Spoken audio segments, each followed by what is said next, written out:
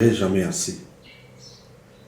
Depuis quelques années, nous voyons l'expression d'une extrême violence dans les chefs de la population, constituée malheureusement par la plus grande majorité des jeunes.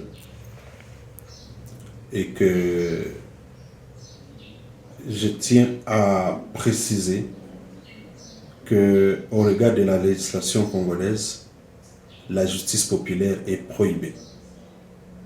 Toute personne, quel que soit ce qui lui est reproché, a le droit d'avoir son avocat et aller vers son juge naturel pour être entendu et, le cas échéant, condamné ou alors relaxé. C'est là pour éviter que dans l'agissement de la masse, comme vous le savez, la masse n'ayant pas d'âme, l'on ne tombe dans des erreurs de confusion et se retrouver plus tard après avoir lapidé ou assassiné quelqu'un pour l'avoir confondu à quelqu'un d'autre.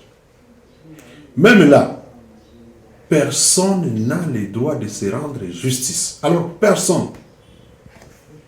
Voilà pourquoi je tiens à dénoncer et condamner avec la toute dernière énergie les cas le plus récent d'il y a un jour ici en ville de Goma où on a confondu quelqu'un, malheureusement le mari d'une journaliste de la place, et on l'a tué.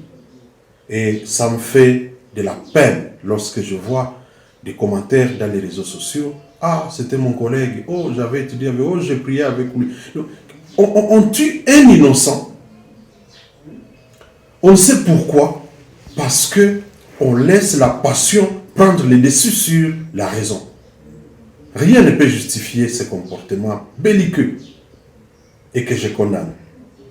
À ma qualité de responsable sectoriel de la jeunesse, initié sur la nouvelle citoyenneté, je dis que ça c'est contre les valeurs.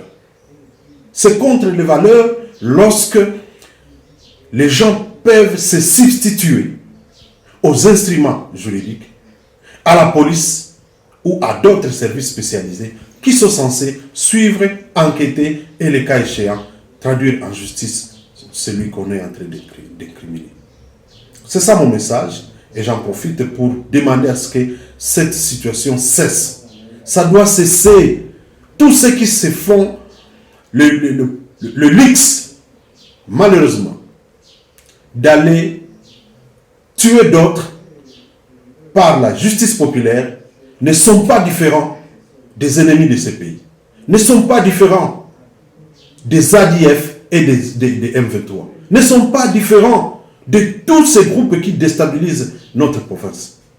Alors, vous n'avez qu'à faire le choix entre rester des bons citoyens qui se conforment aux lois du pays, ou alors vous ranger du côté des mouvements terroristes, puisque les actes que vous posez, eh bien, ont les mêmes effets que les actes des terroristes qui laissent une psychose de peur, des traumatismes psychiques, psychologiques. Et aujourd'hui, curieusement, je ne sais pas qui peut consoler l'épouse de l'homme qui a été lapidé par la justice populaire dans une confusion totale. Heureusement, Dieu aidant, son épouse venait d'accoucher d'un bébé qui se porte bien. Je voudrais, au nom de toute cette jeunesse consciencieuse du Nord Kivu, cette jeunesse attachée aux valeurs, présenter nos mains de pleurs à la veuve, à tous les membres de la famille biologique et aux membres de la famille professionnelle de l'illustre disparu, mais également souhaiter une consolation de la part du bon Dieu de cette dame et son enfant, en demandant justement à ce que les autorités compétentes, que ce soit au niveau des communes comme au niveau de la ville, puissent prendre leurs dispositions